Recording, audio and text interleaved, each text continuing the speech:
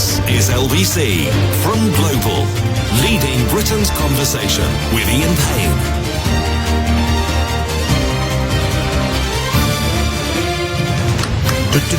Right, I want to talk to you about something that maybe doesn't impinge on you, but I think more and more people are suffering from this, and I'm right in the middle of it at the moment. I don't want sympathy, I just want a chance to explain what's going on and why I think it's another example of, particularly in England and Wales rather than, say, Scotland, where private business is just ripping us all off, and there's very little we can do about it. The government wants to start changing things, but I'm not sure whether or not they're going to be able to do it. We're talking about leaseholders. Now, again, I don't probably need to explain this, but I will. So if you're a freeholder, in Scotland, I mean, that's very, very common. It's the property that you've bought as a mortgage, you could have owned the bricks and mortar and the land on which it's done.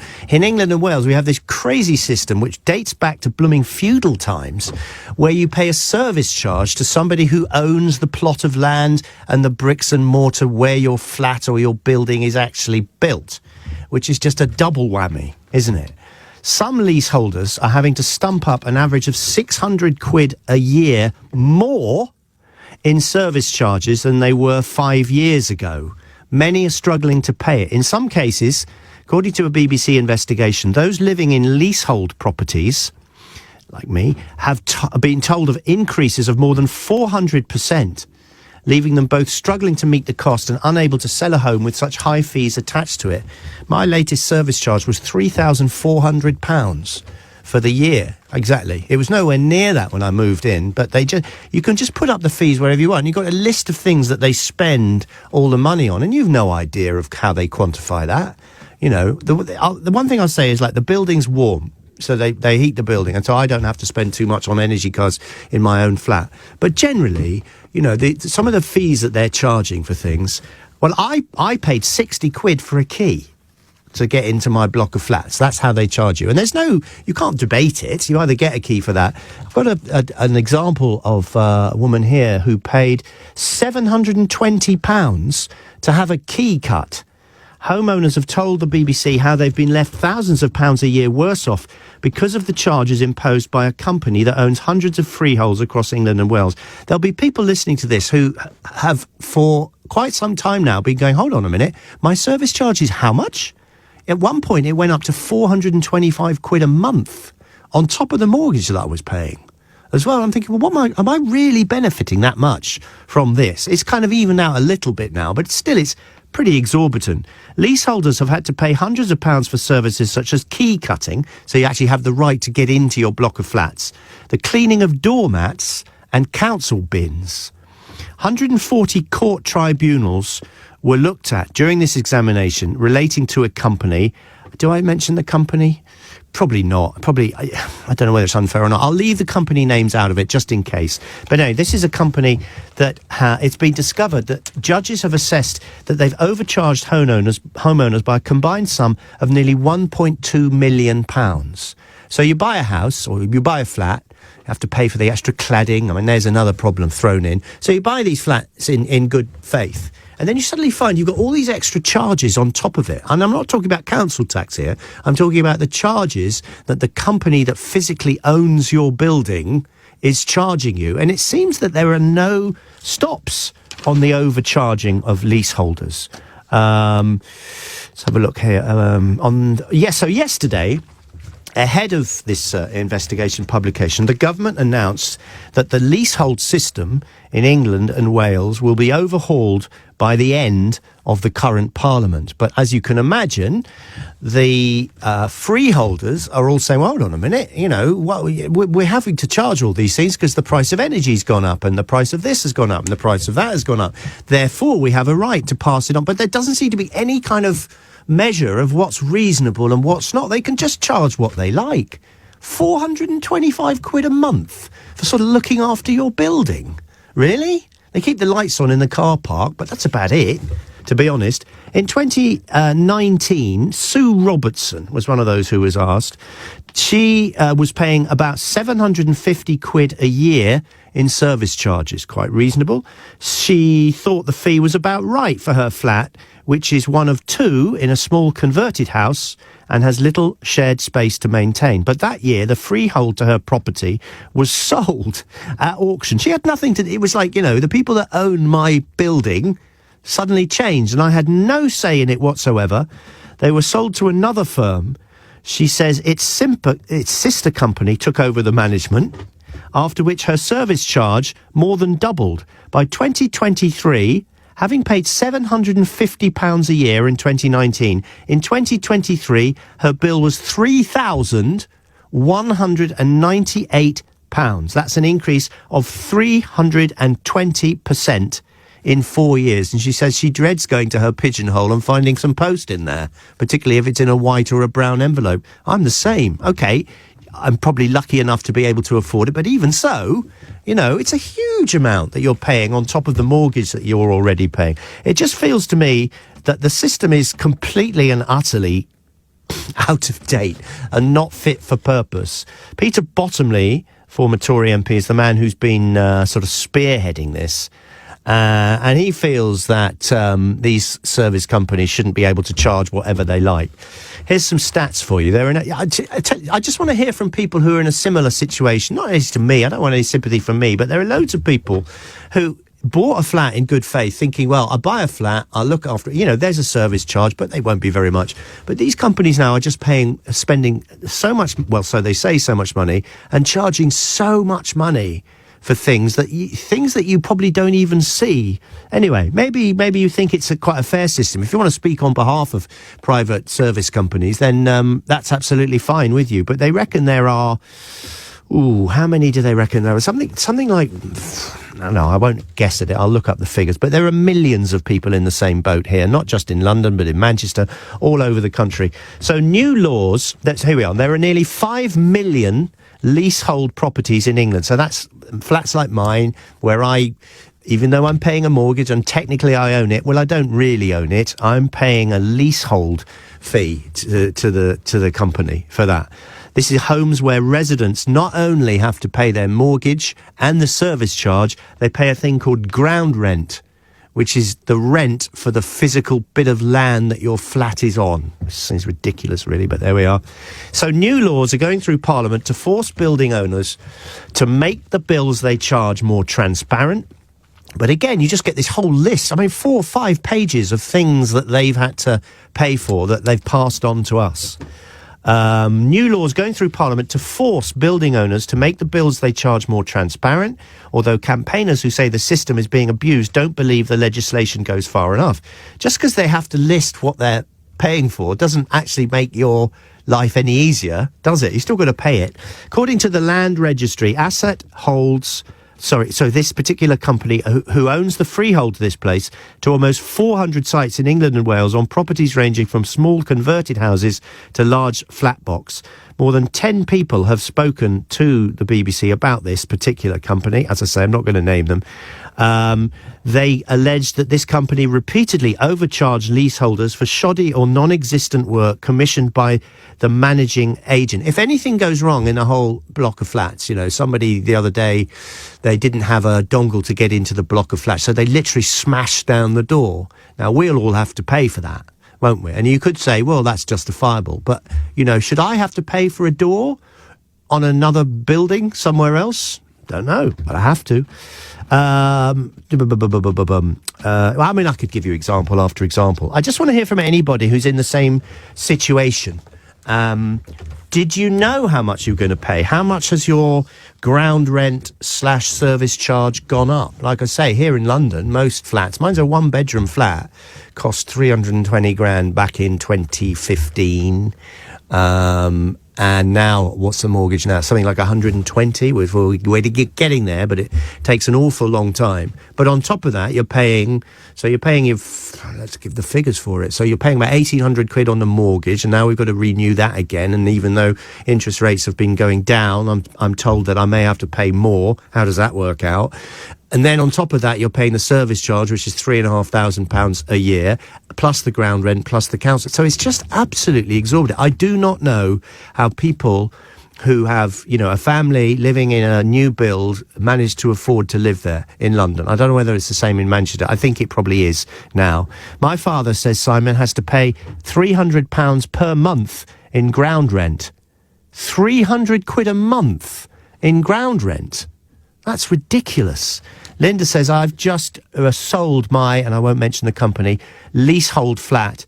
When it was built in 2006, the leaseholders went to court and got right to manage. Oh, right, OK. So basically you took over the control of your block. So we had control over what was spent. I was there 8 years and the yearly service charge was only 2,900 and the ground rent 500, which was set for 20 years. We had that in our block. We had a group of people who tried to form a sort of owners' rights group, and it didn't really get off the ground, to be honest. Give us a call. 0345 6060 973 is the number to ring. It's the same number if you want to send a WhatsApp message. Are you in this business? Is there anything you can do about it? And do we need new legislation? And if you live in Scotland, just like if you're a student from Scotland who's going to university in Scotland, quid's in. It's much cheaper, like so many things. Ian Payne on LBC. Call 0345 6060 973. So the government is setting out its plans for significant changes to the leasehold system in England and Wales. It won't affect Scotland, where things are a lot cheaper for you. If you want to come on and tell me why, I'd love to hear from you, because here in England and Wales, it seems to me that the service companies can just do whatever they like in terms of putting up service charges. So just to explain again how this all works, you buy a flat in a block of flats. It's normally a new build, and you will own the flat, i.e. what's in the flat, but you won't own the building on which it's built, and you won't own the land on which it's built as well. That's run by a service company, and it seems to me they can increase their charges however much they want, and no one can do anything about it. And that's what's been happening to me. As I say, my service charge is now £3,500. My ground rent, I can't remember even how much it is. I don't even look. I mean, it just goes up and up every single year, and no one can do anything about it. They say by the end of this Parliament, they may have got some legislation in place. Why is it taking so long? Surely everybody thinks that this is a rip-off. And I think, judging by the number of people who are filling up our switchboard right now, you agree with me. I'm not the only one. So here we go. Here's John in Leigh-on-Sea. What's your story? Good morning. Well, first of all, Ian, you've got a rubbish solicitor who did your conveyance. Okay. Because tell them. Really, yeah, please do. You want to get them struck off. I'm an ex-building society branch manager, the owned person now, but they don't have it. But when you buy a leasehold flat, you've got your lease, and it dictates in there what the ground rent charges are. And if they are going to be onerous, then you don't buy it. The building society, or if you have a mortgage bank, whoever it's with, they pay the solicitor as well for checking the lease. And, anyone who's got an onerous ground rent for starters, we will not lend on, okay? Mm-hmm. So your solicitor has been slapdash in reading your lease that you paid him for. A decent who reads all the small print, and the solicitor just wants to get the thing through and get their fee?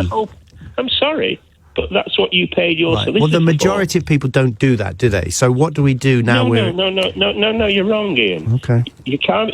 Well, put it this way: do you have a mortgage on your flat? Yes. Yeah. In that case, then you have the lender also employs the solicitor as well, where you end up paying that fee.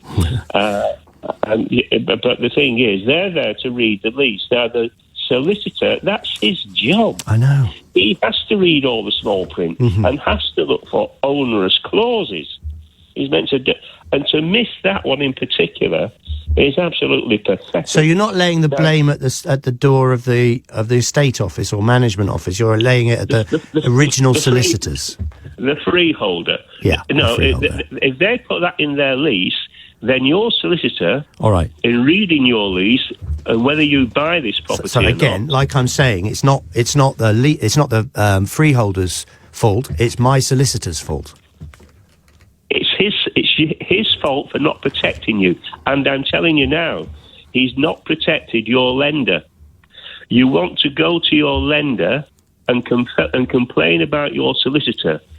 if I was sitting in the branch where you came in, I would get onto my head office and I would have that solicitor. But John, the majority of people don't really understand very much about all this. All we know is I'm trying to tell you what to do. You're telling me I have to get someone to sue my solicitor. Who wants to go through all that hassle? It could be the building society should do, or the bank, because it's the same for them. Because the one thing that you don't know is that when it comes to leasehold as well, the one thing that lenders are very guarded against is keeping their first charge, right? Now, if you don't... But solicitors just want the deal to go through. They don't really want to start picking holes in things. I'm sorry. No, you're paying... A good solicitor would have turned around and said, Ian, do not buy this. Right. Your ground rent could go up in every so many years to so much, and it can be more than... So when you're buying a property, make sure your solicitor tells you what the ground rent's going to be. What about the service charge? Can they influence that?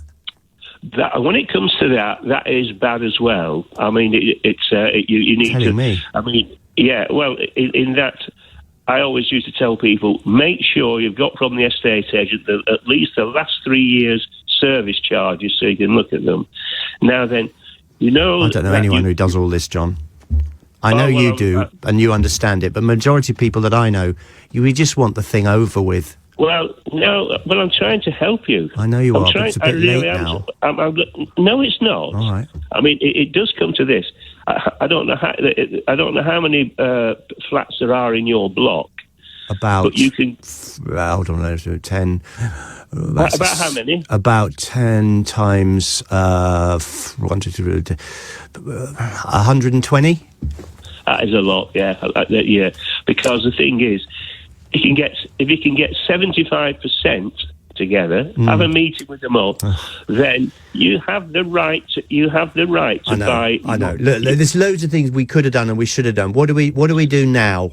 Because you can't. How do we stop? You must go to your lender straight away, get others to do it, and complain about the at least you can get your solicitor struck off. Your solicitor is useless. You paid that solicitor to check your lease. That's what his job is. But every estate management office, if I was running one, I'd want to get more money by increasing the bills and the ground rent. Who doesn't do that? You're telling me that some people don't just... Lots of freeholds, actually. Freeze their management charges, even though their costs go up. They'll go, no, well, we'll absorb those. It's not what happens, John. I know that. And okay, that's why they brought out the right to be able to buy the freehold. I live in a block where we've bought the freehold, so I'm a joint freeholder, right? Okay. All right. And I actually run the Residents Association, sorting out the bills and costs. I have a friend who's got one of the old Royal Mint buildings, where he got the people there to buy their freehold, and now he runs the management company of that.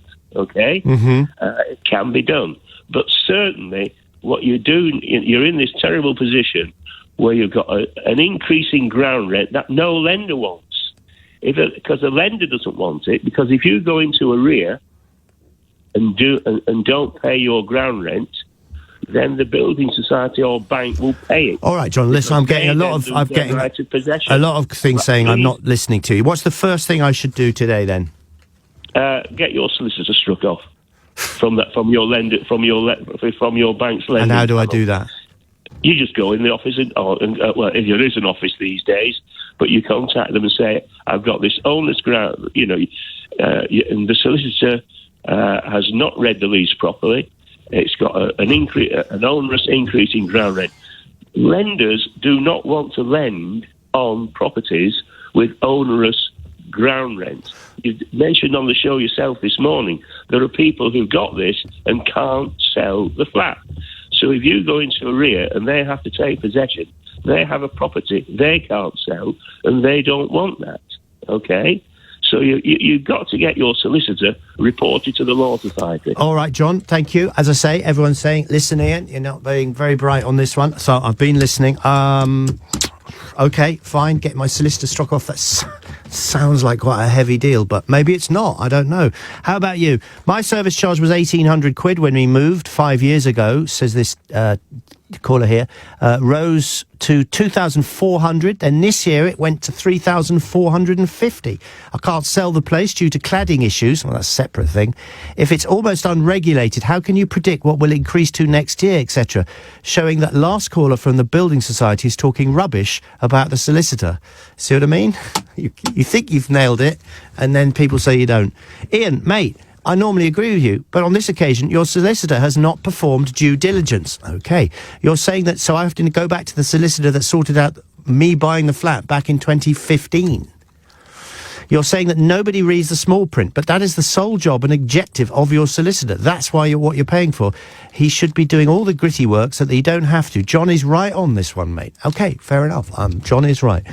My daughter is a paralegal in the conveyancing for 4 years, 5 different companies, now in Mayfair. Right. She would never like the leasehold property. She's so efficient. The solicitors are so impressed at the speed she deals with.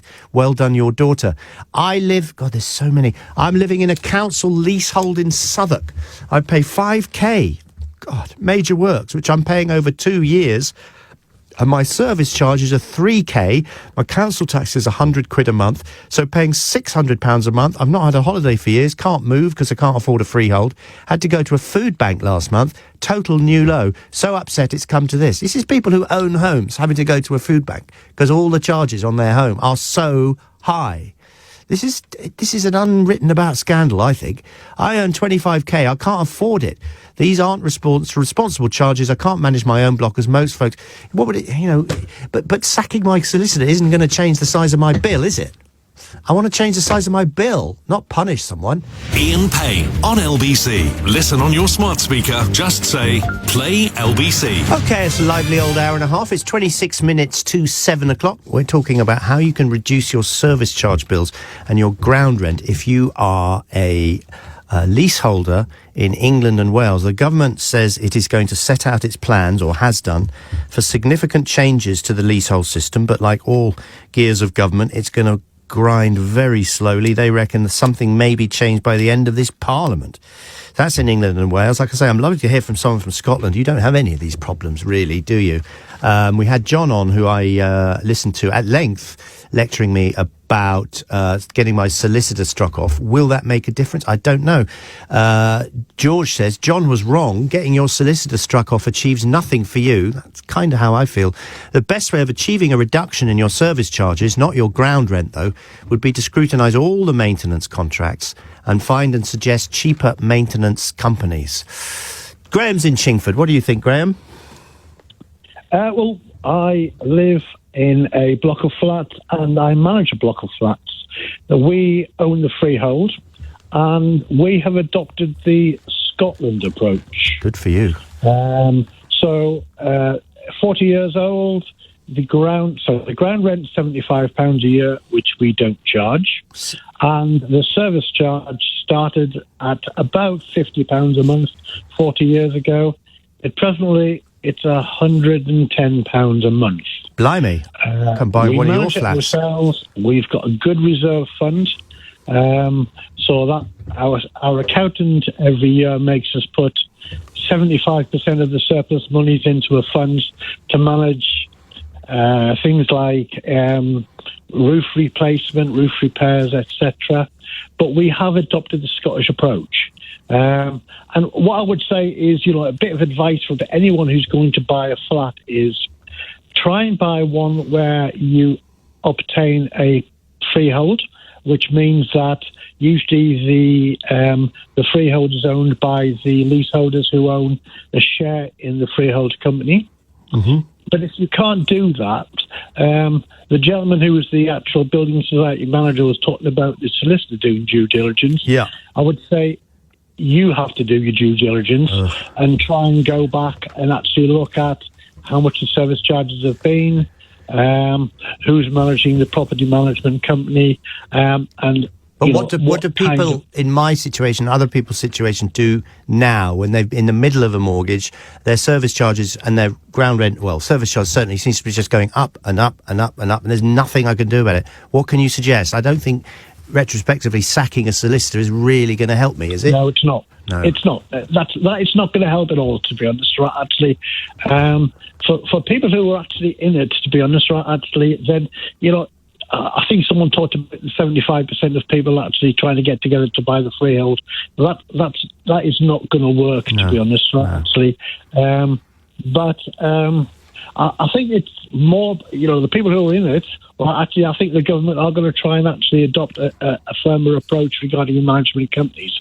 You can challenge a lot of these management companies. We found that try to actually come to you and actually say, "We'll manage your block of flats." The charges which they're paying the providers, i.e. a plumber, a maintenance company, etc., they're getting a little bit of a clawback on it. Right. So they're being charged. But there doesn't seem to be any. There doesn't seem to be any limit on what they can charge at all. No, there's not. There's not. And the other thing is, Ian, there's another issue in that a lot of the blocks of flats, the leaseholders have leases which are decreasing in term, and they're getting to below 70 years. So building societies and banks won't lend against them for any prospective purchaser. And so they then go to the property management company on the freeholder and ask for a lease extension, and then they're quoted an exorbitant amount to extend the lease. Now, we don't do that. If someone wants a lease extension, then we don't charge for them. Well, I have to say that you are rare amongst people I know anyway that have a flat, certainly here in London, as to service charges. It sounds very reasonable what you're doing. Thank you very much, Graham. Just asking what you think about the government setting out its plans for significant changes to the leasehold system. It affects people in England and Wales, not necessarily in Scotland, where it's a lot cheaper, it appears. Anyway, you're stuck. You've bought a house, and on top of that, you've got council tax, obviously, ground rent, obviously, and now you've got these massive increases in service charges. I'm asking, what can people do about it? Leading Britain's conversation. LBC with Ian Payne. More of your awful situations when it comes to extra service charges, even though you've got a mortgage on your flat. Let's finish off with a couple of callers talking about their various ground rents, etc. I live in Stoke Newington, says Liam. I'm presently laid up in bed, having not slept because I'm so wound up and angry about the situation I'm in regarding my service charge. My bill last year was over £2,000. Halfway through the year, my bill increased by another 950 quid for, quote, additional costs. When I asked for a breakdown, I was charged 400 quid. When I know absolutely nothing has been done in the block. It is literally robbery and they need to be stopped. Keith is in Upminster. What's your situation? Good morning, Ian.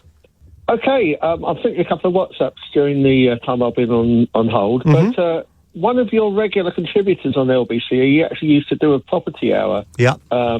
Russell Conway, yeah. Remember him? Mm-hmm. You need to get him back on this show in the next couple of weeks. Maybe we will. Because he was brilliant. I know he's still at Dean Dunham and Daniel Barnett on Saturday and Sunday nights, but I think you maybe just as a contributor occasionally, you need to get Russell back on, and he will probably. Well, I've got you back on. So, what would you say?